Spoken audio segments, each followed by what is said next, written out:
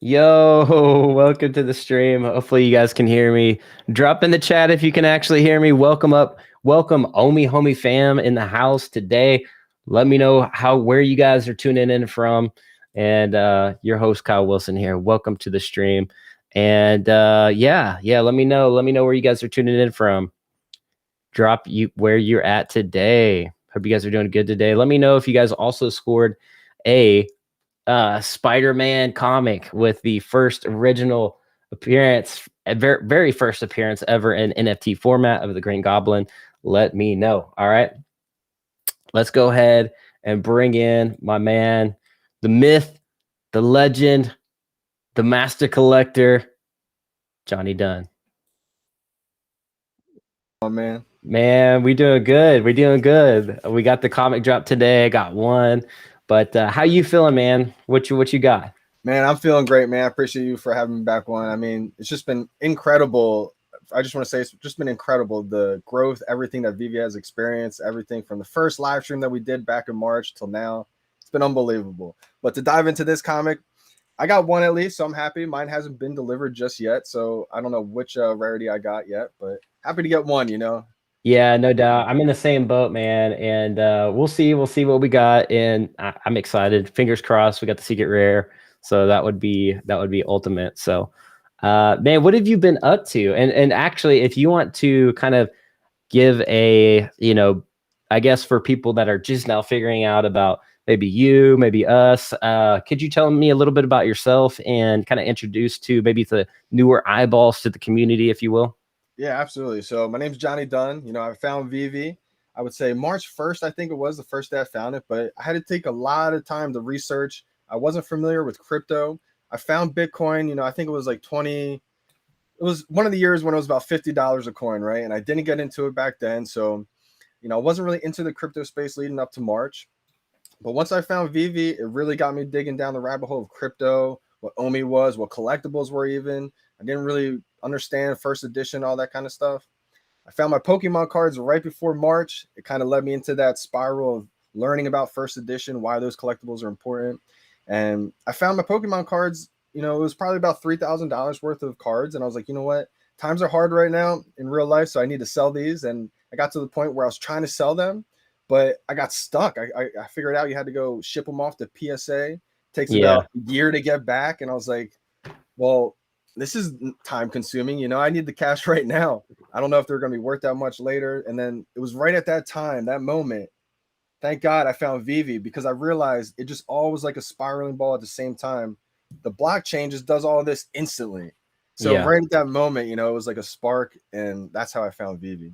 So, man, it's been a interesting ride from the beginning of the year. I mean, less than 10,000 users to now. We have, man, like we've hit probably a million plus now. So I don't know how many active there are, but I mean, there's obviously with the drops with 70,000 blind boxes, just boom, gone in a second. You can imagine the numbers are absolutely up there and insane. So for those of you guys that are new, like me and Johnny Dunn, we haven't did an interview, and since the beginning of the year, we did some did some really accurate predictions. You know, predicted 1 million users at the end of the year, and some other fun predictions as well. But it's an interesting interview back then, and it's been a long time coming on the second one, and man, it's been history in the making.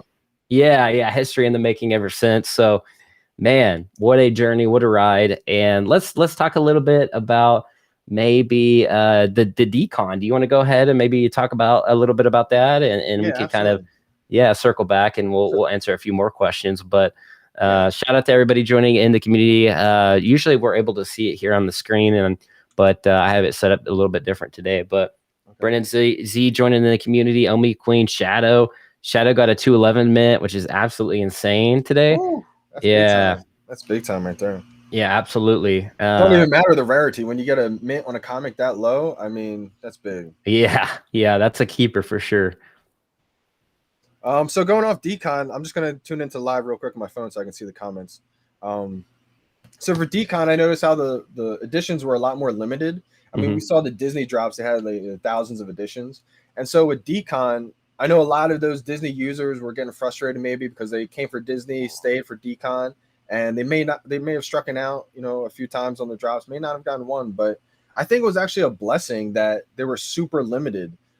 Because I only imagine, I think there was 15 drops maybe. Could you imagine if there was 10,000 editions for each of those drops? I think when the market opened, it would have just saturated and it probably would have been a negative thing for the market. So I think instead of like pleasing everybody right away, giving them like a participation trophy, like everybody gets a collectible. Yeah. I think in the long term, it was actually beneficial to what they did. DCON's like an exclusive event type thing where a lot of artists are up and coming. So I think it was smart for them to, you know, make it hard to get the collectibles. As you see with these comics, a little bit more editions, so it's a little bit easier to get. Yeah, I like what they did, and obviously we've seen the value. Like they're actually pretty, you know, worth a nice bag of gems, you know, on some of these lower editions, and that's kind of exactly what we want, especially in a collectible. I mean, you can still buy and sell in the market and all that good stuff, so people are still able to pick those up if they really want those. And it kind of opens up the, you know, new eyeballs to learn about these artists and maybe their history. Maybe they were, you know, little pieces of history, like for instance, the what was it? The one that was on the John Mayer album cover. Yeah, I think it was the Wave. I think it was called the Uprising. Is it Uprising? Yeah, I think you're right, with the bunnies Wave. and all that stuff. Cozy and Dan. Yeah. Yep. I had to snag a couple. I don't know who mentioned that, but whoever mentioned it, you know, once I looked into the details, I was like, you know what? This is kind of being slept on right now, I think, because there's not too much buzz about it. And I think I picked it up for 120, 125 bucks, a few of them. And I was like, maybe they go down and I just hold them. But if they go up, I got a few to, you know, reinvest. So. Yeah. So, yeah, I think a lot of the 2Es in general, especially the lower editions, are definitely undervalued, or, you know, there's a lot of potential there. And especially when the VeVe verse rolls out, I think we'll see a lot more people snag up those. And I've seen, what was it? The Tara McPherson one, that one, I think the ultra rare pumped quite a bit. Yeah, the one with the 2 ultra rares, I think, right? Yeah. Oh yeah, that's right. Yeah, those look crazy. So Brennan Z says Randy got a secret rare, man. That's crazy. Wow, that's big time. Shout out to Randy. Yeah, shout out to Randy and his Green Goblin, man. Yeah, that's awesome. We'll probably sell that for more Omi. Yeah. That's one I would hold though. Shadow said number 160 skateboard. I mean, I think those skateboards are going crazy too. If you get a secret rare skateboard, I think the GRAIL got one. Shout out to the GRAIL. Dude, that's a quick come up on that. And like that thing is 10,000 G's plus, man. He got a sub 100, I think too. He made out big time with the skateboard, man. That's a small fortune, man. And absolutely. So VeVe just announced the first appearance of Hitmonkey, which is a Marvel title. So it's a comic book. It's coming out tomorrow, it looks like, on Twitter. So they just announced that. Hitmonkey is going to have an animated series, by the way. Yeah, there you go. There it is. Oh, see if I can zoom up even more. Yeah. There it is. That looks cool. Dude, that looks sick. Like, it looks like Hitman, but Hitmonkey, obviously. That's the name of the title. But I've never heard of this one, but I mean, just by going off the aesthetics of it, it made me already want it. it may. I think I don't know if there is an older format. I'll have to look into it. It says it's the first edition of it. So I think with the animated series, obviously that's a new one. And so it says this super limited edition too. So I think we're gonna see this comic book kind of like the Thor, where it's super limited. That is insane. So Marvel working directly with VeVe. All right. Insane. We got the US government, we have Disney, we have Marvel. It's just insane, man. Like, I remember when, like, me and you, we were talking some stuff back then, and we were just like really believing that these brands were gonna hit pre-Marvel, pre-Disney, pre-all that. We were get called crazy, all kinds of stuff. Yeah, like, oh, you guys are just moon boys, and y'all are just full of it, you know. Look at these other apps like out here. I'm like, bro, it's not the same, you know. It's really not the same, man. I mean, when you have these legendary IP brands, billion-dollar brands, multi-billion-dollar brands, $100 billion brands working closely with VeVe, I mean, to me, that just signals bullish. Yeah, absolutely. So you say 10K editions. Brandon said he thinks on the Hitmonkey. We'll see.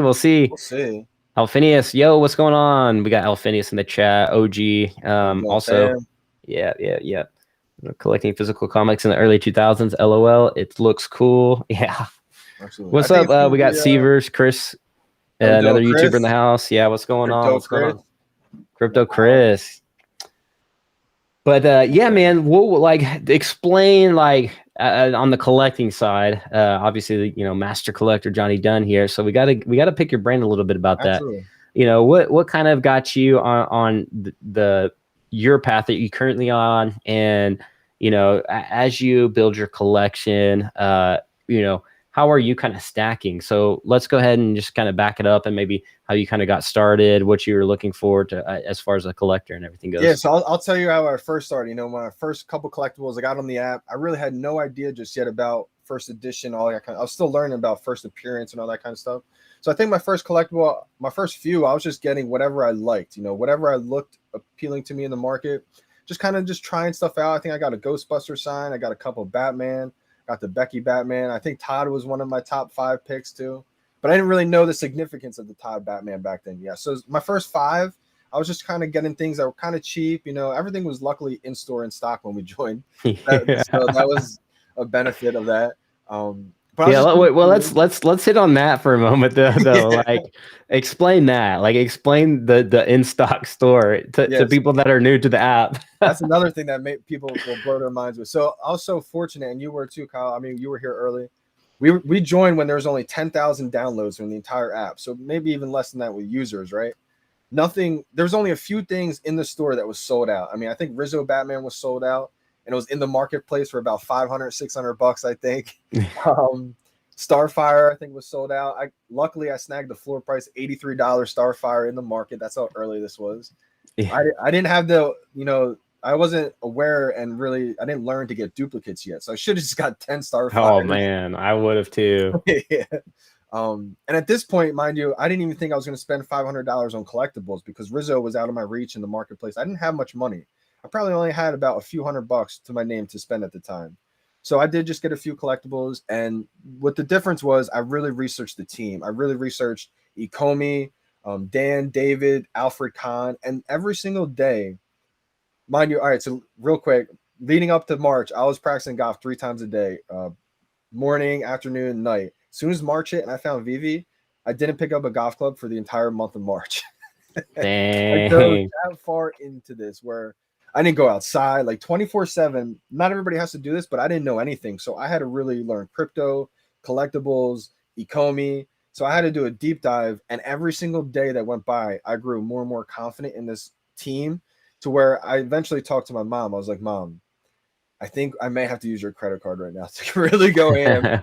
Really go hard on these collectibles. And so I convinced her, I mean, just with my belief and trust in the team, to really go hard on these collectibles early.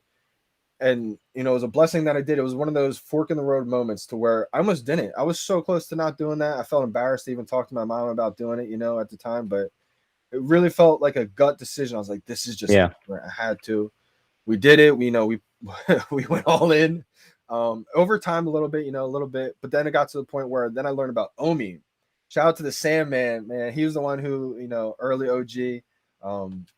He taught me how to get Omi and everything about it. And so at first I was like, maybe I won't get into Omi, but then I learned what it was and everything. Got my first maybe like 50,000 Omi, and I just kept going and going and going.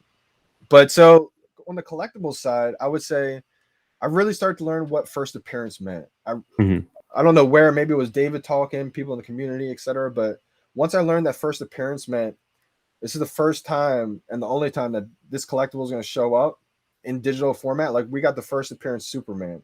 This is the first time and the only time that Superman is going to appear in digital format as a first appearance. So I thought originally, like, okay, if this digital space continues like years on, there's going to be more and more Superman 5 years from now, either on VeVe or maybe on another app, supposedly, or whatever, 10 years down the road. So I really thought it was important to get these, gather these first appearance Jokers, because me not being a huge comic or collectible fan, I still knew the importance of Joker, right? Every Batman fan knows Joker. So how to get some FA Jokers. And as I kept going in, right, as I kept going all in with the help of my parents, I bought 7 FA Jokers for retail. I bought 7 FA Harley Quinns for retail. I bought 6 or 7 FA Todd McFarlane's for retail. And so I was just going ham. And at the time, people were telling me, don't buy the Todd McFarlane Batman. You know, there's too many editions, right? There's too many, 7,500 editions. But I kept thinking, you know, if this app is really going to be as big as I think, there's going to be millions of people in the app. At the time, I was saying hundreds of thousands of people. And so eventually sold out. And, you know, we sold around $300. Eventually, I had to sell a couple of them. There's a couple of FA Jokers, FA Harley Quinn, just to keep reinvesting. I was tapped out. So right. Yeah. That gem squeeze back then. Gem squeeze was hard, man. Yeah. And so that's just really what I focused on as I kept learning. The first appearances that I learned were key, of big characters.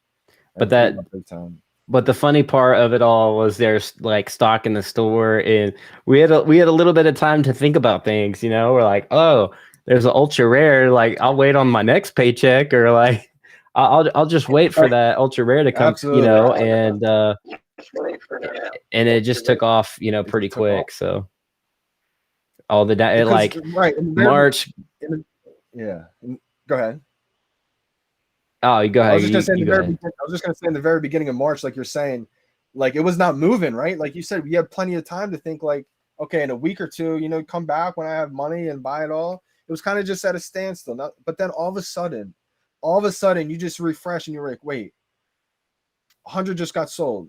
Like 100 more just got sold. You just kept refreshing, and we were all like talking like together, like, wow, there's 1,000 left Todds or 1,000 left Ritmos or whatever the collectible was at the time. Maybe it was like Metallos or something. Yeah. I could have got unlimited Amanda Connor Batmans, but I only got one.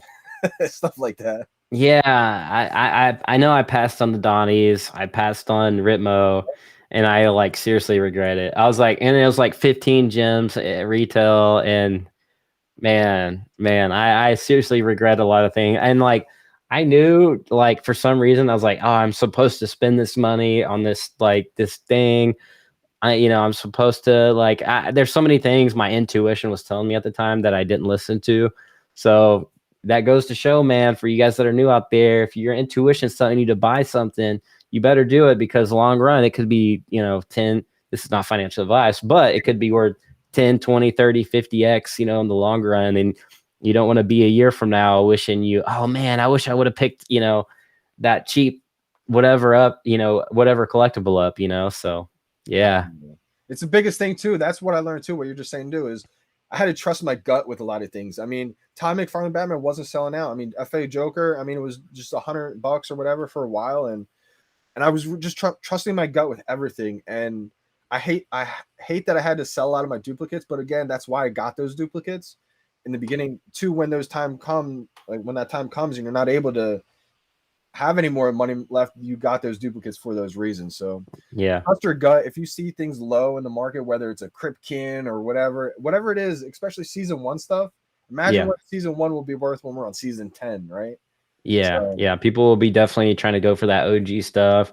And a lot of people that came later in the app, they were eyeballing the season 1 stuff. They weren't necessarily wanting that brand new stuff. I mean, they were, but they were looking at season 1 because they wanted to consider themselves like an OG, just by holding that. And, if you can pick up that season 1 stuff, you're going to look very good in the long term. 10 years from now, if you have some season 1 stuff, I mean, people aren't going to know the difference whether you got involved in March or December of this year. It's all the same. You'll be like, it's a flex, at the end of the day. So, but yeah, we got the GRAIL in the house, Reslone, a bunch of OGs back in the chat. Welcome everybody to the stream. What's going on? GRAIL says, to the VeVe's finest right there. Yo, what is going on? OGs in the house. Yeah, no doubt. The GRAIL's the OG himself. Don't let him fool you. Congrats to GRAIL on getting the skateboard back. I'm happy for you. Yeah. Dude, that would, huge. I'm glad you got it back too, man. Yeah, I'm happy for you, man. I know that must have felt terrible, man, but things happen, life happens, and I'm just happy that you got it back, my man, because that's a good feeling to get it back for sure. All right. So I want to ask you this real quick, because I know I got my opinions on it, and everybody kind of has their own opinion on it. But I want to hear your take, and on this is, what's your hot take on Disney Gold moments? Oh, the golden moments, man. Okay, so the golden moments. I think, I think what confused a lot of people is the higher edition count, right? I mean, we've never Yep. seen really, we've seen Todd, be expensive with the higher edition account, but other than Todd, we've never really seen any collectibles with this high of edition count get this expensive, valuable, one, and two, this quickly, right? And so even I was trying to figure out, like kind of what's happening here. Yeah. And I came to the conclusion of, I think, we've had that growth spurt from Disney, right? Disney tweeted out to their 8 million fans, and all of a sudden we went from, I think they said on drop day, like, just over 50,000 users to over 250,000 users. So I'm thinking that we got over probably 200,000 hardcore Disney fans to join. And so if that is the case, I mean, they're going after Disney and then probably trickling through all the other collectibles to go after what they want. But I think they really came for Disney. So that's why I think they made these edition counts probably higher than, say, 1,000. I kept thinking, I was like, wow, because I kind of thought Walt would be like 1,000 editions, 1,500, 2,000. Yeah. Now thinking about it, if Walt was only 1,000, 2,000 editions, it might have went to 100K right away. Man, it would. Yeah, there would have been a massive pump for sure. And I remember David talking about how they don't want the collectible. They're not trying to make the collectibles go, 100x the next day type thing. If they said if they did, then they made the additions too wrong. So, but going off what Reese said too, how he did expect it to go up, and it's a blue chip type, like a Donnie looking collectible. I think maybe it just may take some time to get there with all the edition counts. It won't skyrocket like Donnie did that quickly, because with that many edition counts, I'm sure there's going to be 1,000 people that would take 5K, 10K for profits until it gets into those hardcore collectors fans, and then it'll go up. So my take on it is, it may take a little bit longer. It may have some dips along the way, but I think long term it will be a golden moment for sure. Yeah, no doubt. And what I've noticed about the blue chips is it kind of does take a little while for them to build up a little bit. I mean, the skateboard was a different story because there's like we have all these new users and and it just has such a supply shock that it just went parabolic like crazy. But I think that's kind of the outlier of the whole thing. But like as far as the previous ones, even the Spider-Man Secret Rare, that it was like what 2K and then it was like 3, then 4. So it just kind of like you were saying, like it fell into collectors' hands, and then there's only like 40 on the entire marketplace out of 1,000. Only 40. Like that's it. And when you look, I think it was actually Todd Fowler who mentioned to me, when you look at how many are, when you like scroll down to see like what the prices are, it gets to 50K and 100K really quick too. Yeah. So, I mean, 50K, there's only like 13 or 14 before it's like 50K pretty much. So I mean, that's some serious collecting right there. So absolutely, yeah, that's a blue chip for sure. I would say so. And like you said, it takes a little bit of time to get there. Like when it dipped down to like 2K, I actually thought about timing the market and maybe selling one of mine for 2K, because I have a high mint Spider-Man Secret Rare, like 900 something, high mint. I mean, there's give or take high mint, right? Yeah. But I felt like it was considering high mint, so I thought about risking it. Do I maybe sell for like a 2K and then just pay a couple $100 more for a low mint Secret Rare? And I decided not to, and I don't know if it was a good or bad decision. Maybe it was good because I might have missed the boat, because it took off right after it did. I was deciding that. I was like, wow, what if I like took too long and I wasn't able to grab the low mint? I would have been so mad. So I'm glad I just held. Yeah, and that's the hard thing, is like timing everything, because we never know when we're going to get like a massive amount of new users. And at the time, I think these Silicon Valley entrepreneurs all of a sudden started pumping, started coming into the space and doing Twitter spaces, and there's a lot of publicity. Tom Bilyeu, it all happened all at the same time, and it was just like, oh, what's going on? And like this, and that's around the time, the Secret Rare Spider-Man dropped, and then boom, that price went up, and you just never know, it's hard, because you also don't know what brands and what things VeVe is about to drop, because they don't give us any warning. They're just like, oh, by the way, we're gonna drop Disney like over here. Right, see, that's the thing right there. And those big IP brands, that's one thing I've noticed too with the market trends. No matter how many users we've had, I mean, up till Disney, no matter what, if it's a big IP that drops, the market will tend to dip a little bit, because we need those gems to get the new big IP. So I think even, just going off history, even with the amount of users we have, say the big P word drops, right? Yeah, All of a yeah. sudden random, which I don't think it will, obviously, this soon. But you never know. And if it did, I mean, maybe there is a little pullback. I mean, so Maybe a lot of pullback. yeah, maybe. But Absolutely. yeah, yeah. So, all right, yeah. I think let me go ahead and pull my list up here. But what would you say, like, what do you see culminating over the next year for VeVe? Like, let's talk about, growth. We'll talk about maybe some price predictions, maybe. But and then yeah, so like, let's talk about that a little bit. Okay, yeah. So, I mean, they're growing unbelievable right now. They're already past 1 million. I would say 1 million downloads. I would think. I mean, where I see this is all going. I mean, I kind of think the first iteration of VeVeverse may actually disappoint people just because they're thinking that it's going to be the VeVeverse day one. But in my head, it's going to be that first iteration, right? It's going to be. I think it's going to be cool.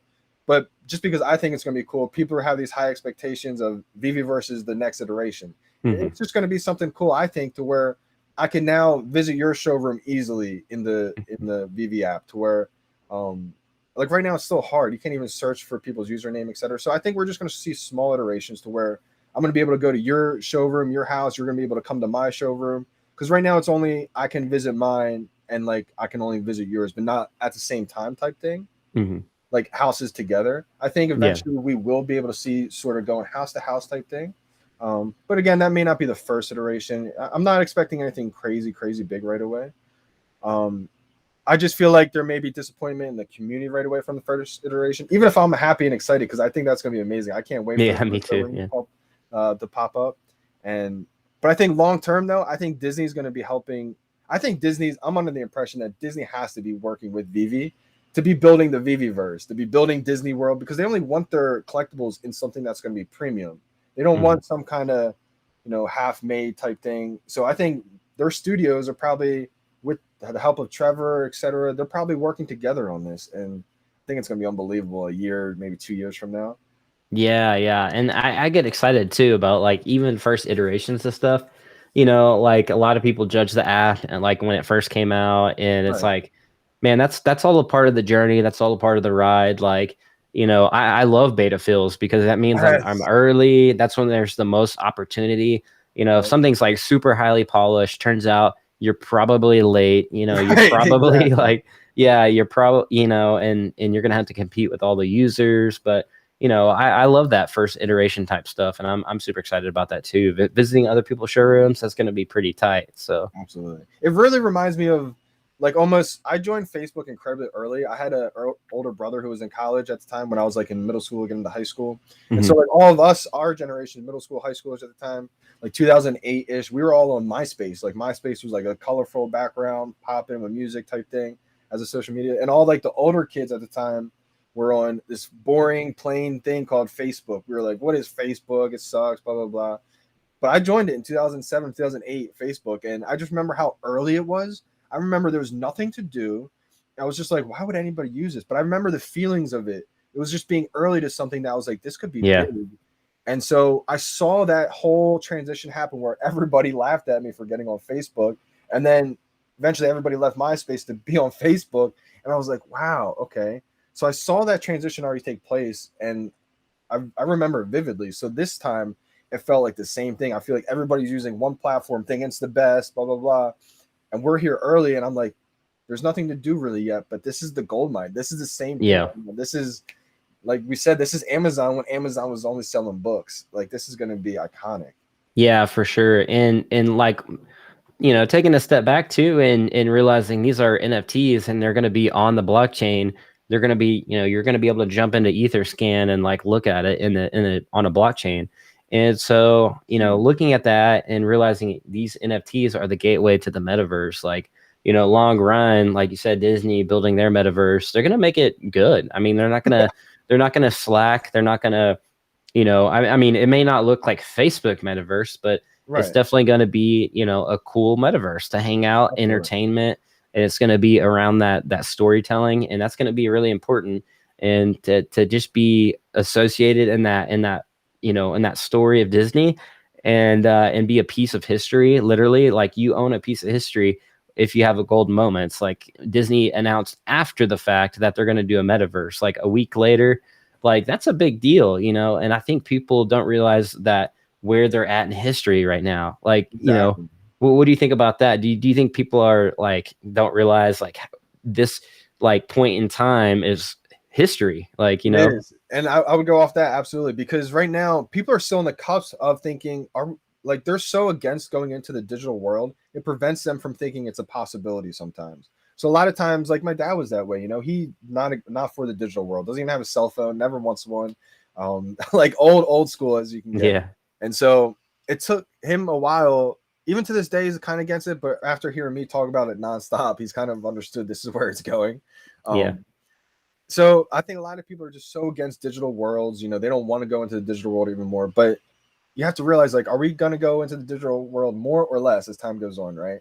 Mm-hmm. Most likely more, whether you like it or not. It's just reality. So instead of being against it, you know, you can just embrace it and prepare yourself for that when it becomes a digital world. I mean, we're Exactly. Yeah, I totally agree. It's like it's coming. It's going to be here, whether you like it or not. Well, why not? Why not make some money? Why not enjoy it? Why not be a part of that process, that journey? And like you can't beat the game if you don't play the game. So you might as well play the game and beat the game. So, you know, like you know, people sometimes maybe they don't like the brand Facebook or Meta or whatever you want to call it. But at the end of the day, there's going to be a lot of money to be made in that metaverse, and you know, some people are just going to live and work in the metaverse, and that's it. You know, and but yeah, like we have the opportunity to jump on the VeVe app and own a piece of that history, where it's the first iteration, the first NFT. That's the first digital metaverse asset in this Disneyland metaverse. Like that's pretty epic. Like it's gonna be iconic, man. I yeah. mean, yeah, I'll let you finish. Oh, I was just gonna say, like, Disney's been paying attention to this for a long time, and they're not gonna be foolish about it. That's all I was gonna say. All right, yeah, no, you're right, man. I guarantee you that they've all been watching the community, what we're building, right? Because it's not only just the brands, etc., that comes with it. It's the whole community that's going to come with the app, right? Mm-hmm. I mean, we're taking thousands of people at this point, hundreds of thousands of people who are huge fans of not only just the app, but the team, that what they've done, these brands. I mean, it's a whole fandom. So yeah, man, it's going to be crazy. Really. Yeah. Fast forward a couple of years from now, having an FA like anything, it's gonna be a serious flex. Like, I'm excited for what was it, Dan Schabel, who interviewed Gary Vee, and that interview is gonna come out the 22nd. So I'm like, dude, I'm pumped for that. Like, you know, he said the entire VeVe community is gonna be shook at what Gary Vee said. Like, yeah. like I don't think people are prepared. Like I'm getting goosebumps. Like my beard is like starting to stand up. You know, like it's like, but man, I'm really pumped for what's to come, and it's like we're just getting started, man. Even though drops are hard, but you know we're still technically here early. You know, if you're able to, even if you don't get one every drop, if you're getting one, maybe one every 6 drops, that's still pretty good, man. Because long run, it's still going to be a flex to have that just one. It's like, oh, I only paid 60 gems for that off the drop. Right. You know, could be 5 or 10 years from now, you're going to be like, I got that. You know, right now you might be a little upset. You're not getting all the drops, and you know, there's some shortcoming. You know, it's a bit harder on the drops, but you know, that's the way it goes. We knew this day was going to happen, right? Yeah, we did. And now it's finally here. Yeah, it's finally here, man. It's crazy. How close do you think? Like, oh, go ahead. What was the question? Oh, I was just going to say, how close, if you want to finish what you said, and then how close do you think we are to like actual mass adoption, like to the next level? Whew, man, it's close, man. I think it's really close. I think we're right on the brink, right? It's like we're almost getting out of the eye of the storm, I feel like, at this point. I mean, I think once we get on that major exchange, once we're on Ethereum, which we are close, I think it's going to be another, like we had pre-Marvel, post-Marvel, we had pre-Disney, post-Disney. We're about to have pre-immutable, post-immutable. I think that's going to be another huge like catalyst, game changer. And I think we're also really close to mass adoption. Shout out to my old college baseball coaches, man.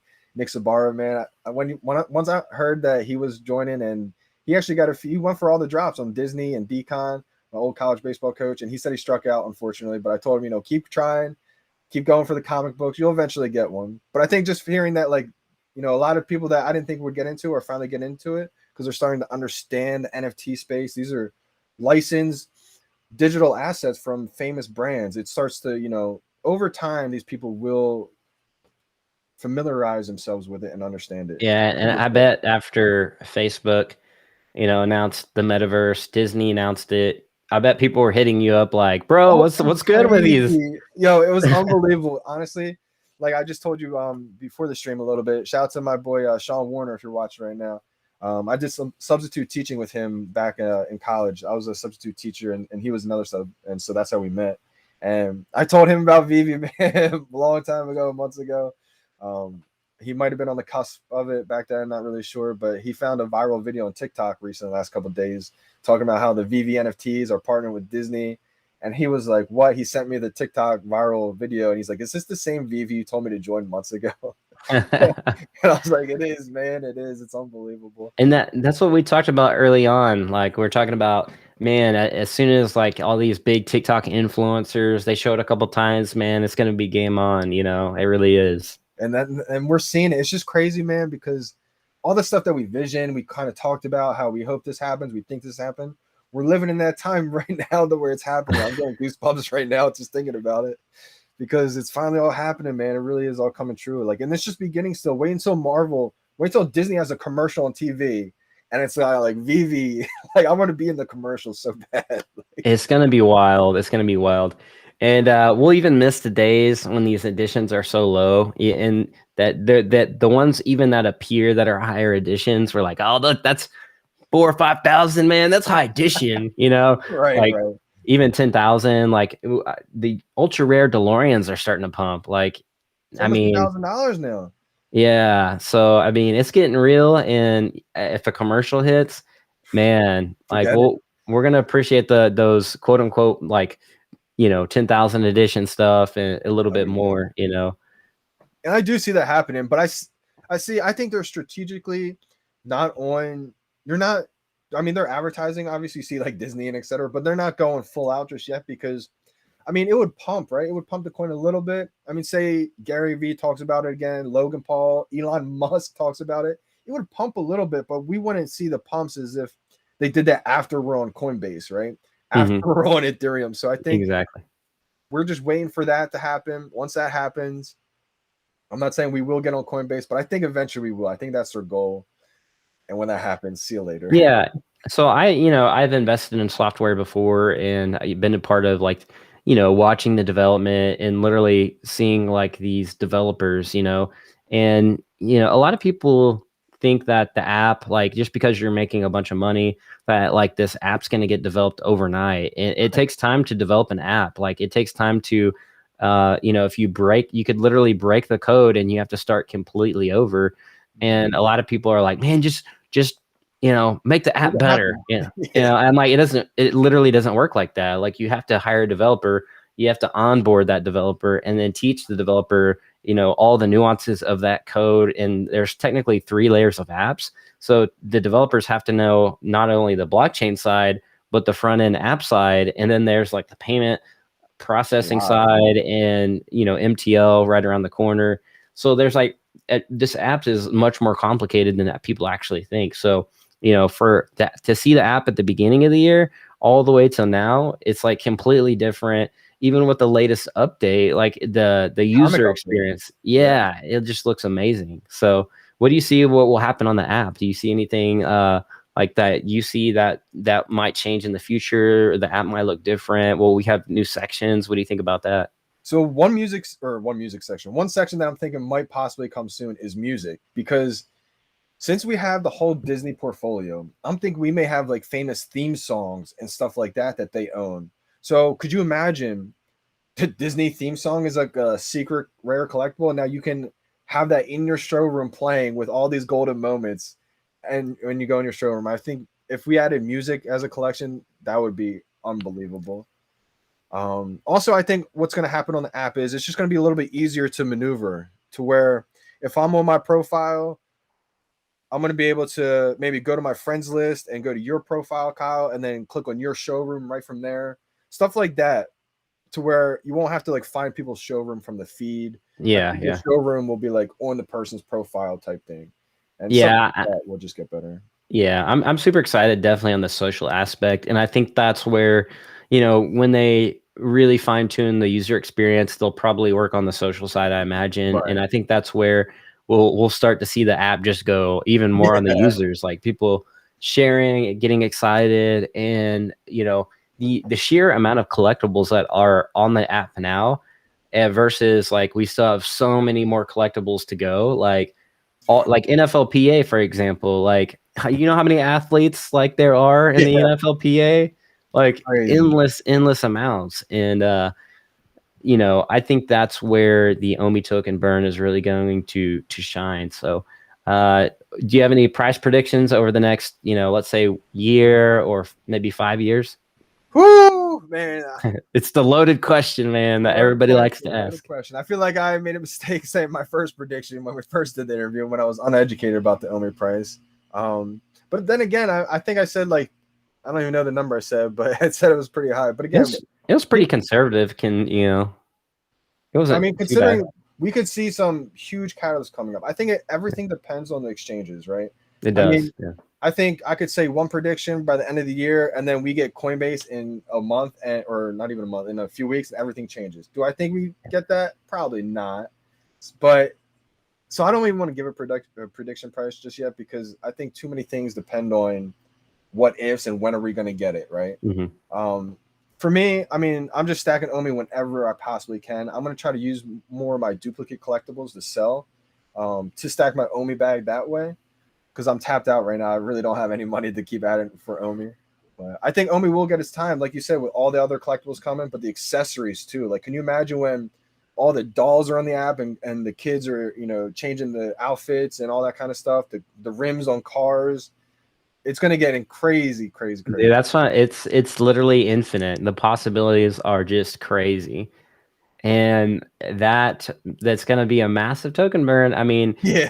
VeVe is so far ahead of the game that like you're saying, there's so many like aspects and infinite possibilities, and it's literally almost like the first iteration of the metaverse already, and we don't even have accessories. Right, Like we've exactly. heard Dane Crothers for months and months and months talk about, yeah, like, what if you buy a Todd McFarlane cape, different color? Like to us, we're like, oh shoot, Yeah. like that's literally the first iterations of the metaverse, and with these premium brands and IPs, which makes it very attractive, very collectible. Yeah, absolutely. Um, could you talk about, because I know a lot of new eyeballs they're always curious about, you know, the difference between like these branded IPs versus, Bored Ape Yacht Club and things like that. Could you kind of talk about that? What you think about that? Yeah, absolutely. Why, yeah. So I think what the Board Ape Yacht Club and CryptoPunks and what all those NFTs on OpenSea have done, I think it's a pioneer aspect to it because they were one of the first, right? I think one of the differences is that they're trying to create their own IP. Well, they created their own IP, right? Board Ape Yacht Club is something that they created, right? Just was never here for decades, or they didn't already have billions of fans. They created something new, which is awesome for them. And I think anybody who got in early, unbelievable. Um, but for me, I think it's cool art too. I think it looks cool. But for me, I'm more of a fan of things that have major fan bases already. The big IP brands, right? I always say premium licensed digital assets. It's kind of been like a running joke for now, but I mean it's true. I like things that have been here for decades, right? They've already had an established fan base for years and Mm. years and years. It's like Batman. If you take someone walking down the street right now and you say, have you heard of Batman? You're like, do you like Batman? He'd probably say yes, but even if he doesn't like Batman, at least he understands that there's value there already to that. When you take something on OpenSea that nobody's ever heard of before, it's a lot harder to convince an average person who's not into crypto, who's not into NFTs already, to say, would you pay a premium price for this? Even though it's rare, it's a one of one, it may not be something that they're into.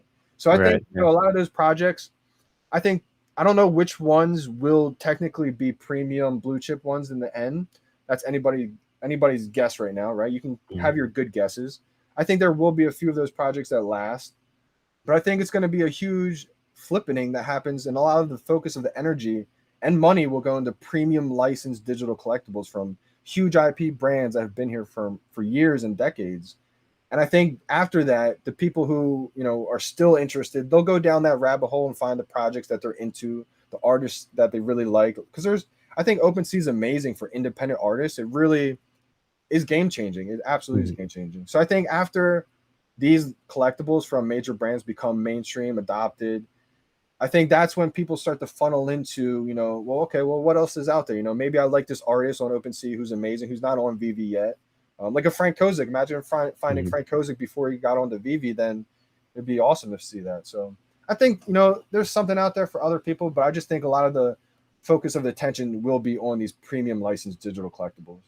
Yeah, yeah, I agree, and I feel like there's kind of a flippening that was that's happening with OpenSea. I think the Beeple like kind of brought a lot of attention to that more techie side of NFTs, and Right. you saw all these platforms launch, and a lot of mainstream people, a lot of normal people, average Joes. They still always ask me like, what is that? Like, how do I even like, what's an Ethereum wallet?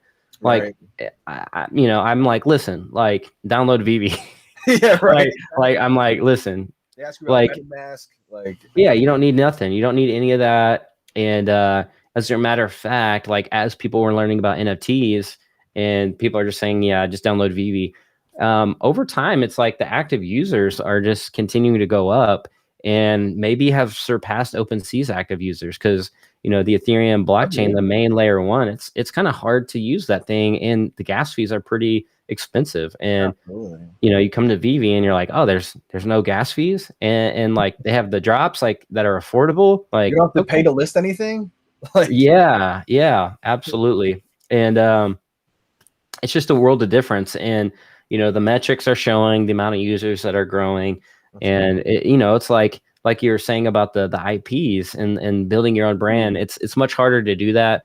And yes, there's a pioneer. It's kind of like Tesla versus like Lamborghini. It's like over here, you know what Lamborghini is because they've been around for decades, and it's like one of the top premium brands and iconic brands of all time as far as cars and automobiles go.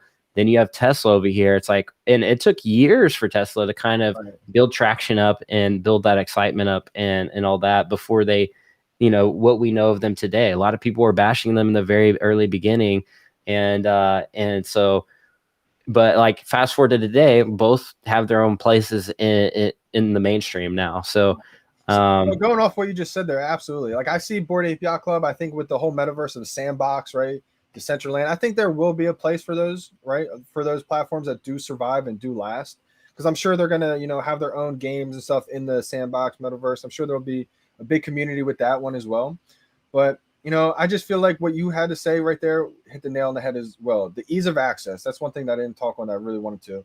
The ease of access with VeVe, right? When you're onboarding an average person who's not into crypto, who's just, just trying to get into collecting their favorite brands, VeVe app makes it so easy to use, so easy. Not only just so easy to use, but it's fun to use, right? You get to actually make a showroom and send it to people that I feel like there's going to be tons of like social medias to where it's not just going to be one social media, right? For all these brands, there's going to be tons of them. But that's why I think VeVe has it all. It's not just social media. It's not just like a fun way to collect, but it has the IP brands on top of it at the same time. It's literally like the trifecta of everything. Like, so what you just said, and I don't know if you realize, well, you said it, but you said that the social media is not going to just be one social media. What you're literally talking about is a metaverse. Like there's all this like around here, and it's not going to be one. And that's why you see Facebook, they changed their name to Metaverse, because they know that right now they're considered just a social media platform, but all this other stuff is happening over here in crypto, NFT slash, land over here. And they know if they don't change their name to Meta and kind of go after that stuff, that they might become irrelevant. And so it's important, like you're saying, that VeVe has a little bit of everything, right? Like they have the social, they have, I can share this on Twitter. You can change your bio to a Todd Batman, like, and that's a flex, right? And they're going to be on the blockchain. Like that's what's funny is when Twitter rolls the blue, the check mark out, like that's going to be something like, that's going to be a game changer. That will be a huge game changer. And not only just Twitter, because once Twitter does it, Instagram will follow it. All the other ones will follow it too. So I think, I mean, just imagine there's 7,500 first ever Batmans, right? There's 8,888 first appearances of Superman. And so there's like 8,000 Twitter followers that we have. So imagine how many people in the entire world want the first ever Superman as their profile picture. Probably more than 8,000 people in the world, right? Like, yeah. Oh yeah. So like you said, once Twitter verifies these profile pictures, because it's all on the blockchain, Instagram will probably do it, Facebook, I mean, Meta. I mean, it's just, Yeah. so it's going to be a crazy world we're heading into. And yeah, and it's funny because like the people that can afford the Bored Ape Yacht Clubs right now are like, you know, super rich athletes, and right. you know, I noticed they don't really know a lot about NFTs. They just kind of want to flex it a little bit. Yeah. You know, like, hey, I'm kind of new to this. Like, hey, I got one. Like, right. I'm in. Yeah, but I think they're gonna realize, like, hey, like, I'm Superman on the court, like I'm Superman on the field. Guess what they're going to want to collect? They're going to want to collect that first appearance of all time NFT. Yep. And you know, whether it's Superman, Batman, like, you know, they have their nicknames on the court and on the field, and like, you know, it's like, dude, they're going to realize like long term, like, oh crap, like I need to be collecting these branded NFTs. Yeah. And that's the thing, like most people don't realize that these IP brands even have NFTs yet. Like a lot of, like you said, these athletes are hearing about these NFTs are valuable, etc. Let me get in real quick, boom. And now I think the education process has started for a lot of them, and they're probably digging. They probably heard about VeVe. They're probably watching this right now. Yeah. But they're researching, and they're gonna realize, okay, so these are like one of the first NFTs, but now you know Marvel has NFTs, Disney has NFTs, and they're going to be on Ethereum too. Like that was the kicker, right? I mean, people, well, they're not real NFTs. They're not, but I mean, you can only say that for so much longer, and that's going to be old news. Yeah, and like you're saying, man, it's just like they're like some of those, you know, the Bored Ape in the crypto punks, they're like the first of their kind of, and that's what really drives a lot of value for them in the community as well. But you know, with VeVe, it's like there's so many first appearances on that. It's literally full of a bunch of like Bored Ape Yacht Clubs, you know, crypto punks in itself, like for instance, like the Todd or the Superman and the Spider-Mans, like anything you can think of, the Cartoon Networks, like all of those first appearances of all time, like those in itself, like are mini Bored Ape Yacht Clubs because they're the very first of their kind. And I think that's very underestimated right now in the app. And I know people are gem squeezing and all that, but as time goes on, and you know, you're going to start seeing more and more mainstream people come to this app and really appreciate that first appearance. Like, you know, like I know I would have loved that when I was growing up, and like, yo, I can buy like a Powerpuff Girl first appearance of all time. I'm in, you know, right, or like first appearance of Batman, like legendary. Yeah, not even a question. So what's your kind of strategy moving forward as sets on VeVe, which I can't believe I'm saying that. 52 sets. I think I have, let me check. I have 315 collectibles.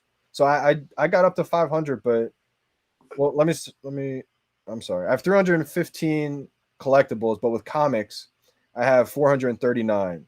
So I had a total of 500 at one point, but I mean, I had to sell off to get Walt and a few other golden moments, of course.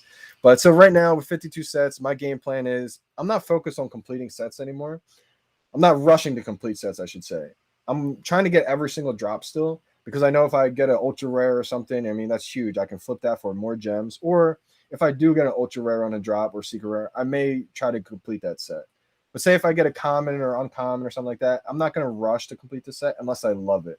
My focus is kind of changed now to really start collecting the things I love, and just kind of use the sets that I have as like a solid foundation for the 6-month intervals of the master collector points, how they kind of reset. So in my head, if I can use these 50 plus sets to just accrue those points to the master collector program each, 6 months, that'll be big. Plus with the activity on the app, I'm still going to be active on the app as much as I can. And really just focus on, I don't have the gems. If I had the gems, I'd probably still be after sets maybe. Yeah. But I think more so I'm just going to start stacking the ones I really love and focus on the ones I love. And somehow try to get enough gems in case they drop something crazy. Yeah, that's kind of been my strategy, so just focusing on the drops that, I love and picking up the collectibles I love. Yeah. you know, I'm not Ray Fixie, so you know, Right. I can't just pick up everything and anything on the app. So, you know, I've changed my strategy a couple times. You know, originally I thought I was just gonna maybe go for the season one stuff, and now I'm kind of thinking like, do I want to just mine master collector's points, so to speak, and just, you know, prepare for future drops, that, you know, the name that starts with a P, Because we do I know want to after prepare that. for that? And you know, I don't have, you know, I'm not like a huge, I don't have like a huge amount of sets, but I still want to complete a few. I still have like Mhm. a bunch of them that are almost completed, which would give me a huge bump. But you know, my strategy is just kind of hodling and maybe looking at some of the bluer chip ones on the Yeah. app, um, without like pumping too much on some of the blue chips. What would you say would be some of your favorite collectibles on the app? I Okay. guess we'll just say that. We'll just Yeah. say All right. favorite. We won't So say blue favorites. chip. So favorites. They don't have to be blue chips, and they don't have to be ones that necessarily will be extremely valuable, right? Just my favorite ones. One of my favorite ones has to be. I won't include Todd because Todd's obviously like everybody's favorite first collectible. Mhm. Means a lot. But I would say Nightwing because Nightwing. I listed my Nightwing right for sale at one point. My duplicate to try to get the wall. I listed almost every big duplicate I had to get the wall. I was bugging out. But Mhm. my Nightwing, I'm glad it didn't sell, and I took it right back down because Nightwing was my first drop ever on VeVe, and so it was so I was like stressing out big time when it was listed because I did not want to sell it, even though it's going to be like 1,000, 1,500 maybe for my mint number. I feel like long term it could definitely be above 5K. And Nightwing for me, I'll never sell the one that I have. Maybe my duplicate eventually. I have a duplicate set actually of the Nightwing set. So maybe eventually I will sell the set of it. But that collectible means a lot for me. It was the first drop ever. I got two of them for retail. I made a song about it, so it made it even more attached to it. Um, Nightwing is my baby. I love that one. Ritmo, Kill Me. I had to sell my second Ritmo for the wall. That one hurt big time. I love Ritmo. Ritmo is I only have one left now. Um, First ever animated collectible. It's big time. Yeah, Ritmo's a goat for sure. Let's see here. Some other ones I really like a lot that I won't go for like the big ultra rares. Like Yeah, some of the rare ones. Golden Moments one. I think common. I think Bart is a common. I have two of those. That's my all right, not aesthetically wise, but what it means, the Golden Moments for me, that's my favorite one because yeah. the base aesthetic wise, I love the base. It just pops out of any other base. And just being the first ever NFT that Disney released, whether it's a Disney That Matt character, Groening signature. yeah, the Groening signature, whether it's a Disney character or not, I mean, that's a debate in itself. But end of the day, the first NFT that the Disney license released was that one. So to me, I felt like I had to get that one. The way that VeVe dropped all those moments to me was very interesting. Like they did the Homer and Bart first, and you know, it has that Disney tag. You know, obviously it's one of the most iconic, you know, cartoons in the world. You know, it's like predicted, basically like Time Machine. You know, it's like a time machine cartoon. They keep predicting everything. So, and then they dropped the Walt Disney animations, and then, you know, so they keep dropping these in this order, and it's cool to see them like why they did it this way, and it's still intrigued. Like all of them have in their own right, like just because maybe the Star Wars or the Iron Man isn't the first tag, it's still like, So yo, I Star still want to Wars Iron collect Man, that. right? Yeah, And that's kind of what I was thinking. Like if they made, say, Star Wars the first one, or if they made Elsa and the Mickey had the first one, or Walt, I think it would have just blew up. So, and then if they made, say, Homer and Bart somewhere in the middle, I think Homer and Bart and the skateboard probably would have got the least amount of love. So I feel like they made that one first to put that extra stamp on it. Like, okay, this is just Homer and Bart. It may not Hmm. be Star Wars or the Walt Disney Animation Studios, but this is the first one. So I feel like each one, like you just said, they gave each one its own like reason to get almost type thing. Kind of like how they yeah. make the common collectibles like the most sought after one, and then like the least rare one, kind of like the non-popular one. Yeah, and it's like it goes to show you how much attention they're paying attention to what they drop on the app, and how it's literally, you know, built by collectors for collectors. So Huge it- difference. yeah, and I don't really see that anywhere else. I mean, I see all these other drops happening, the 10,000, you know, generative projects, where it's just kind of randomized. You know, it's just which is, oh, cool, you know, in its own right. but there's just so many waves of them. There's just so many duplicate type of stuff going on, and there's nothing really too innovative going on. But with VeVe, you see just all these different brands, all these different, you know, FAAs, like they're bringing something new every time. Like every drop, there's something new, and that's what's refreshing about like being in this marketplace or in this app versus, you know, being out there on OpenSea, which I still have my NFTs on OpenSea. I still have my, you know, all that other stuff, but this is something I really enjoy collecting, you know, because these collectibles ultimately been around forever. They have deep meaning to people, and you know, like you and me grew up watching the cartoons on a lot of these, you know, and so many other people as well. Yeah, and another thing is like the only thing to do right now on VeVe is to get the drops. Like that's the only thing we can do. So like if you strike out, you know, it's like dang, you know, missed out. But eventually, I think on VeVe, there's going to be plenty of things to do. Like it won't just be the drops. I think eventually we'll get to a point. It may take a year, you know, I'm not saying tomorrow, but eventually drops will just be like one aspect, I feel like, to it. I don't know what that absolutely. I don't know exactly what that entices, like what that means, but I feel like we're going to be able to do so much more.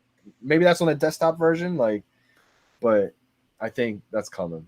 I'm checking to see if I got that comic book delivered yet. I don't know if you got it. I should check too. Another one of my favorites that's not like crazy rare. It's a rare. It's a Metallo. This is one of my favorites. I only have one Metallo left now, unfortunately. I had the whole duplicate Unicorner set at one point. But it's it's a 2003 mint Metallo, the year that Tokidoki was founded. So that one. That's sick. One of my Go ahead. Oh no, I was just gonna say one of my favorite collectibles is probably it's an actual comic, but it's the Marvel Comics #1 ultra rare that I got. Okay. Oh, you got the ultra rare one. Yeah, I sniped it for 100 gems too. People didn't know what was going on. I was trying to move around and trying to get the secret rare, but it pumped way too fast. After people figured it out, it pumped real quick, and I was like, "Dang it! I should have pulled the trigger on it." Already, though, right? Ultra rare is probably over 1,000 now, right? I would say ultra rare Marvel Comics. Yeah, it was 1.2 when I last checked. I don't know what it is now. That's gonna fly up there, though, man. That's a good buy. I got a common Spider-Man today, number 39,575. So not a great one, but you know, I got one at least. Oh, yours got delivered? Yep, mine just got delivered. I think mine's still pending. Dang it, mine takes so long to get. Mine takes so long to get in. That's the worst. Oh, the anticipation kills me every time. A lot of the new users were asking about that today. Like, why does it take longer? And I said, you know, it's not ideal. Obviously, you'd like to get it before the market opens to see what you got, but it's just how it is right now. So, yeah, and I'd imagine there's a process. You know, they want to make sure they got the gems. They got to make sure, you know, like everything was good on that transaction, and there's probably a process. You know, like they're not 70,000 of them. So I mean, I'm sure it takes a little bit. Yeah, they have to have that data on their server and be able to back it up. And if anything goes wrong, I mean, there's a process, right? Yeah, absolutely. But that's some of my favorite ones. That's amazing that you get the Marvel Comics #1, man. That's such a great comic. The ultra rare, that's gonna be huge. I only have the common and the uncommon of those.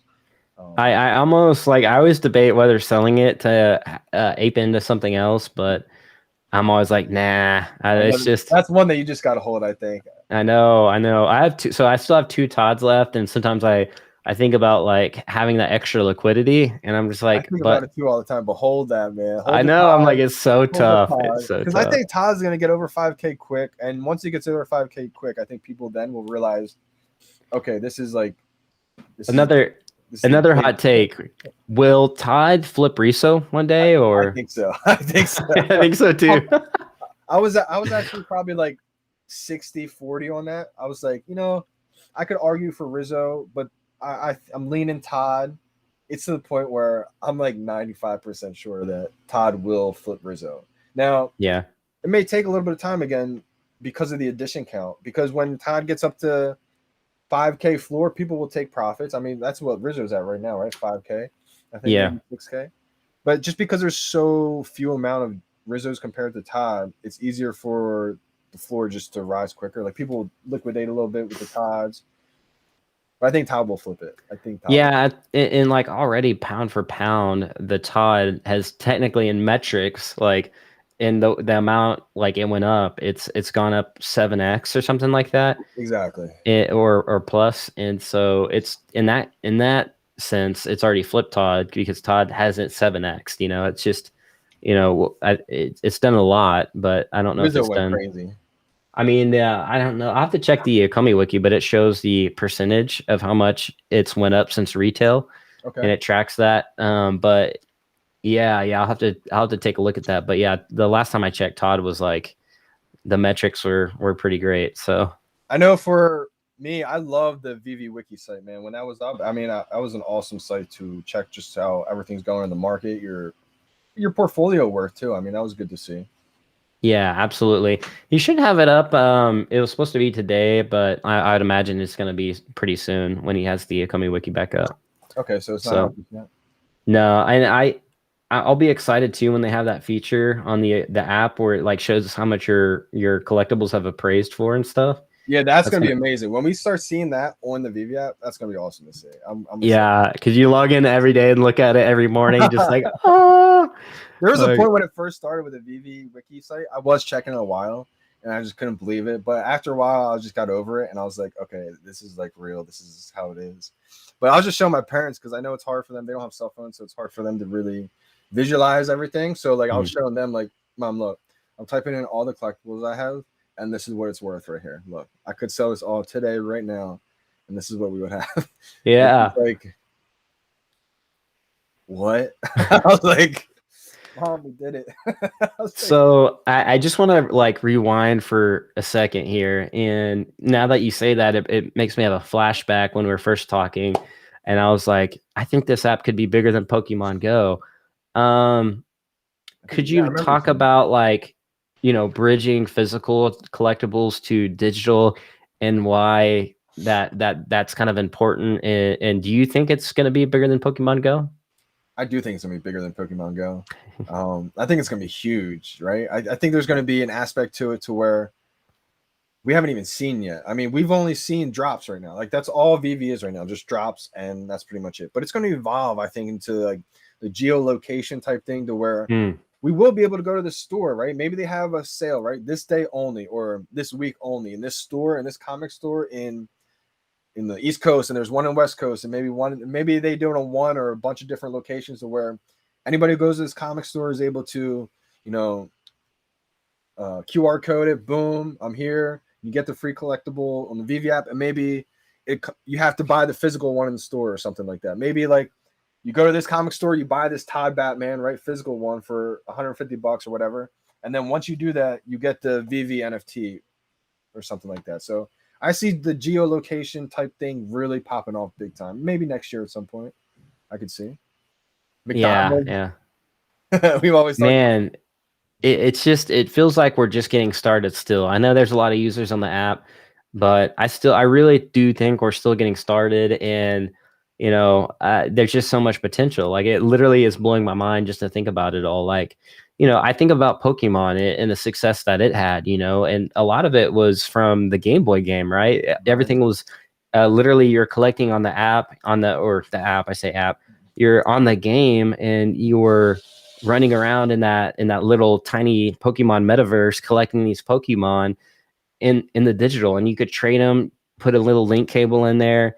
But like with VeVe, it's like we're entirely mobile. Like I just have to have Right. internet, and I could shoot you a collectible. Like we could trade, and like they could easily come out with some game and it literally blow our socks off. It could be a simple game, but it just goes to show Right. like how important having digital collectibles is. Yeah, it really is a game changer because like it's almost like a physical store versus a digital store. I mean, a physical store would be awesome if you were able to own it and everything, but it's limited, right? I mean, only the people around that store can go to it. It's only open maybe 5 days a week, 10 hours a day. But with a digital store, everybody around the world can go to it at any point, anytime. And it's the same thing with collectibles. I mean, physical collectibles are cool. Like anybody in my house can see this, right? But I mean, that's it. A digital collectible, when I have my own digital showroom at some point, eventually people from Africa, people from everywhere around the world who just has internet connection will be able to see the showroom, my museum, like my collectibles. It's you know, insane. It's insane.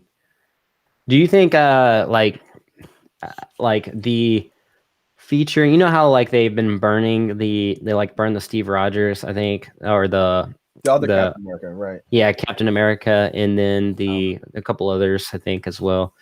Do you see that being kind of like a mainstay, or where they'll introduce a feature where collectors will be able to kind of like toss it in the black hole and like burn their collectibles? Do you think that will be a mainstay, or what do you see about that? What do you think about that? So they did talk about that in the Master Collector program, where I think it's if you're a pro user, maybe you'll be able to burn your collectibles, which is interesting and unbelievable. I had 30 of those Marvel Mighty Captain America, so at the time I was like, oh my gosh, this is huge.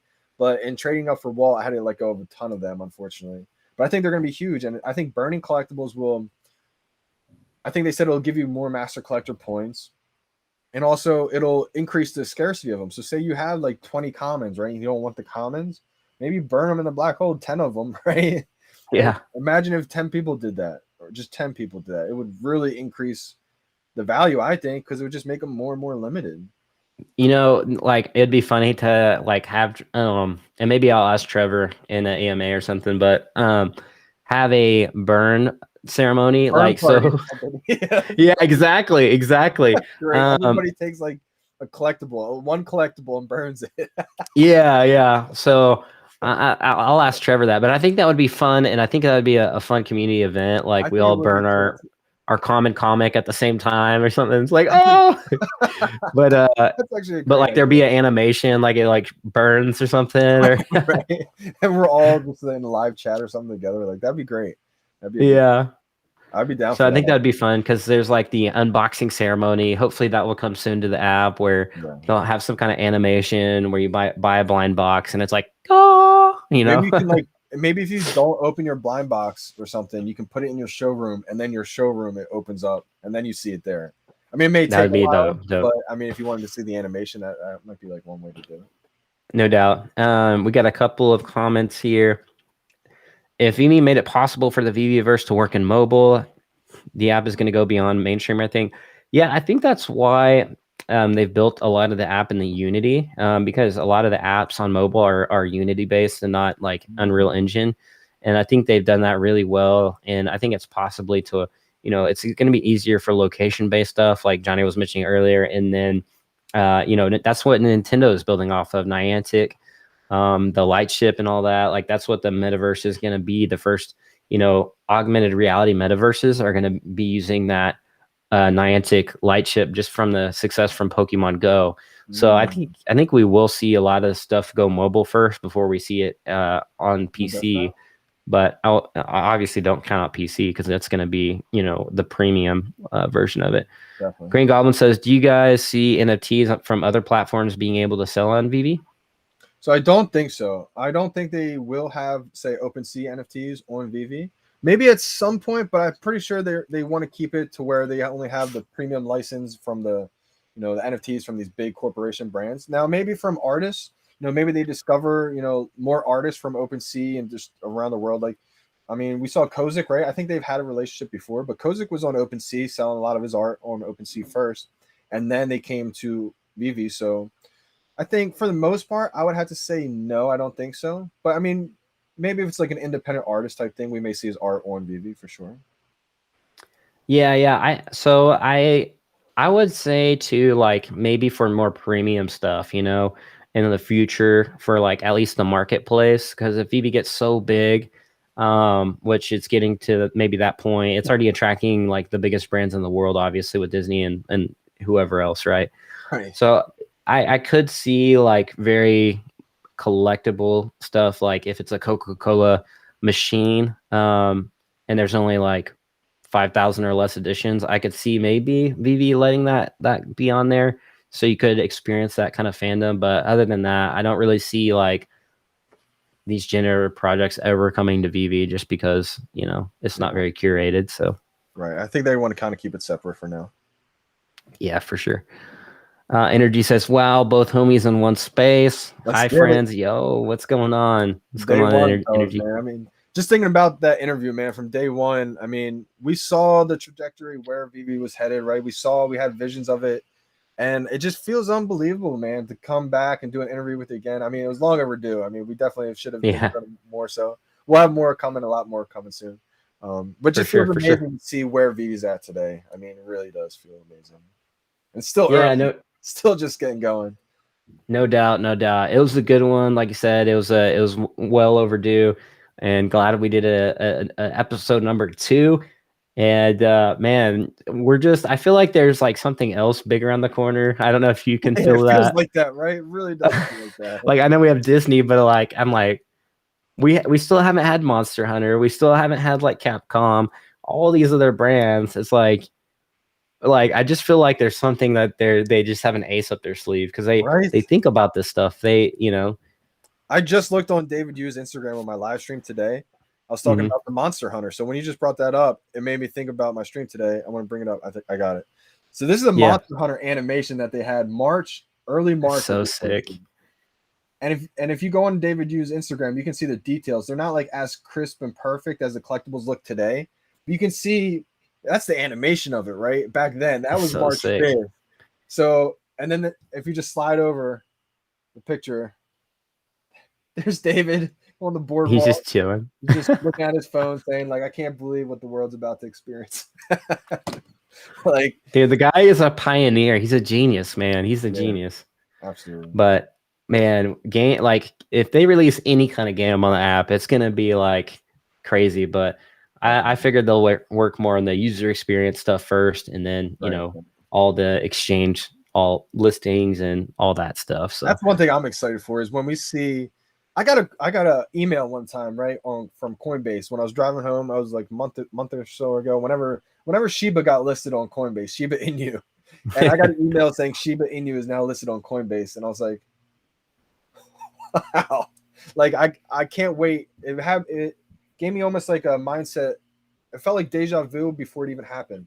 I feel like I'm gonna be driving home and I'm gonna get an email saying Omi is now listed on Coinbase, and I'm gonna just freak out. I'm gonna go crazy because when that happens, you know, the community is just gonna go berserk. I'm seeing it in my head right now, going crazy. Yeah, we're only like $1 billion market cap, and Axie Infinity is like almost 10 billion, or if not 10.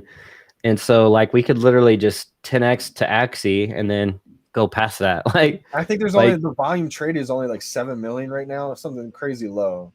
Once we get, you know, even just 100 million again in the volume, it's going to go crazy. There's a lot of X's left in the tank, and we still have a ways to go. Not even talking about like the burning side, just a pure like what we have now with the market cap we have now with the supply.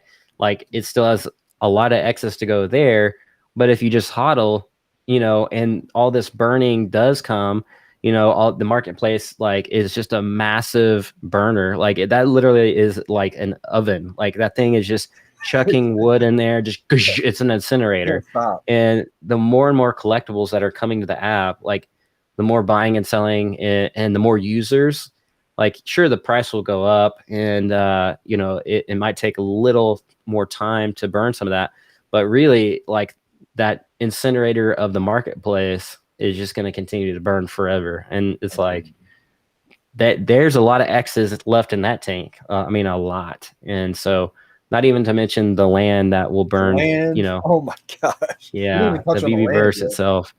So there could be all these like built-in burning mechanisms that, you know, have so much potential. And why you see Cavell, you know, do those big price predictions is because I think he knows that like over time the Omi is going to burn like pretty insanely, and that the team is incentivized to want to burn that off and deflate, and they want to make money, and they're not going to not bring utility, you know. And that's the thing, like what you just said right there. I mean, the team's incentivized to make the Omi token go up long term. I mean, they're holding a bunch of Omi, and that's how they get paid.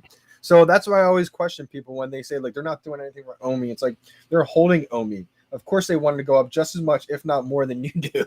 So it's like they just don't want it to just pump up real quick. They have to do like when you're like solidifying a foundation this big, you're just dotting all your I's, crossing all your T's first. Just they're not in any rush. You know, when you have something this powerful, this big, you're not in a rush to do anything. You know, you just want to make sure everything's golden. No pun intended for those golden moments. But last, I think we'll take maybe one more question here. And then I don't want to keep you too long. We have 91, 94 people or something like that right now on the stream. So welcome everybody to the stream. Thank you for tuning in. And if you got any more questions, just drop them in the chat, and we'll try to answer those quickly. But I don't want to keep Johnny too long. I know he's got stuff to do today. So people are saying when Pokemon. When Pokemon. Yeah, Johnny, when Pokemon. After new exchanges. Justin Bergman says, what's your thoughts on splitting the investment between Omi and VeVe? That's a good question. So looking back, I don't know yet if I wish I was more even. I mean, thinking about it rationally, I think I wish I was a little bit more even on Omi and VeVe. Just the way things panned out, the way things worked out, I was all in on VeVe early, and then I trickled my way into Omi. I have just over 1 million Omi, so I'm not crazy one of those Omi whales. Like shout out to Randy and all those people who have like hundreds of million Omi. But I mean, I'm fortunate. Bro. I'm talking to everybody to where I get caught up thinking like I don't have enough, right? But I step back and I think of how grateful I even am to even have that, right? I mean, at one point I didn't even know how to get it. I thought like I'll just stick with the collectibles. Like I was so not educated at one point, so I'm fortunate to have that. And with the VeVe side, I mean, I'm probably like 10 or 15 in. Yeah. I put a lot in there in the beginning, but again, it was a blessing. I don't regret anything because, I mean, the collection now is worth a lot more than that. So I'm just blessed to be where I'm at right now. I mean, whatever happens, I feel like, God, the higher powers kind of directed me into where I'm at. And I'm just fortunate to have what I have and just trying to keep stacking along the way. Any dips or opportunities. Yeah, I agree, man. And I was also more heavy on the collectible side and glad I did it. And, fast forward to today, I don't have as much Omi as the other people, but I'm just happy to be in the community. And I don't need to have, the most sets in the app. Like I'm just here. I'm enjoying the fandom. I'm enjoying the community. And I think that's one of the more, important things. Like obviously it's nice to make money, but if you're really enjoying it, what you do, it's not going to be like work. And I think that's what the app's all about is, enjoying the community and the fandoms and celebrating that together. Like, Todd holders, you got the Todd groups and Donnie's got the I just saw after DCON, shout out to everybody who got one of the apes on DCON because now they started the VeVe Ape Club. That's so cool, man. So I don't have one of the apes, but when I saw that, I retweeted. I was like, let's go. That's what's wild is not only the overall community, but the micro communities inside of VeVe. Like, right. You have the DC fans and you have the Marvel fans, and then you have the art fans, that really love the artist, and maybe to enjoy, you can enjoy each one of those things as well. So I think that's so cool to see that, All right. Well, I think we'll wrap it up, man. Like I said, I think we've been streaming for an hour and 30 almost. So hour and 30. We'll see how the market's looking when we get off with the new comics that just dropped. Congrats to everybody who got a comic drop today. I will say that because I know a lot of people have been frustrated with DCON, Disney. They weren't able to get one, but I think moving forward with the comic drops and maybe collectibles too, you'll see a little bit higher edition run. So you'll be able to get one, I think. All right, dope. So thank you guys so much for tuning in. Make sure you guys follow Johnny Dunn. Johnny, what's your socials real quick? Hey, appreciate you big time. So my Twitter is Johnny Dunn 777. My Instagram is Johnny Dunn 7, and you guys can find me on YouTube, just Johnny Dunn. Appreciate you, Kyle, for having me back. Blast. Yeah, no doubt. You said Johnny Dunn 77 on Twitter? Johnny Dunn 777, 3 sevens, lucky sevens on Twitter. Yep. Let's Boom. That's it right there. Yep. So make sure you follow him on Twitter. He also has a YouTube channel, and we're trying to get, what do you got, like 2,500 subs almost? Maybe almost 2,500. I don't even think that many. Let me check real quick while I'm on. I know you're over 2K now, and 2.3K right now, almost at 2,500. 2.3. Let's get Johnny over 2,500 easy. Let's hit his channel after the stream and hit the sub button. Smash the bell too. He does. You do drop streams live as well, and drop streams. I do many more. I see you videos lately, but. I've seen you streaming though, like you'll be streaming at night randomly, taking questions, and people are really enjoying that, man. And so check Johnny out, man. You want to make sure you sub to him because he's been here since pretty much the beginning of the year. And 52 set whale collector. You want to make sure go. And I see you giving advice on your live streams too. So you want to make sure you pick his brain on his streams as well. So that's all I got, man. You got any final words? Nah, man, I just want to say, you know, to all the old people, the old OGs, not the old people, but the old OGs that have been here since day one with us, you know, crazy journey so far, and it's just beginning. And all the new people that came to VeVe, you know, don't feel like you're missing out. You know, it's too late. It's just beginning. You know, we're going to be on season 5 soon, season 10, and we're going to look back at season 1, 2, and 3 as just iconic, legendary. So now's the time. If you got in, congrats. And, you know, Kyle, appreciate you for having me big time. All right. Cheers, everybody. And we'll see you in the next one. Peace. Peace out, y'all.